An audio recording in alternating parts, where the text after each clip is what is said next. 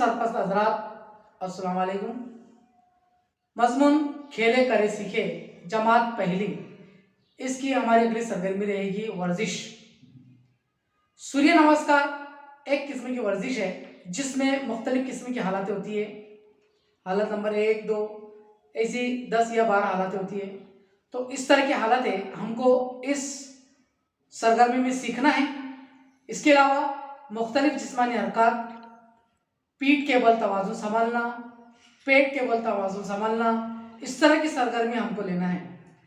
इस सरगर्मी में बच्चे सीखेंगे कि वर्जिश करने से क्या फ़ायदे होते हैं, वर्जिश करना क्यों ज़रूरी है, और वर्जिश की कुछ हालतें आपको वीडियो के ज़रिए, पीपीटी के ज़रिए, तस्वीरों के ज़रिए और दीगर जैव वगैरह के ज़रिए आपको वर्जिश की अहमियत बताई जाएगी और कुछ हालतें आपको इनके ज़रिए बताई जाएगी।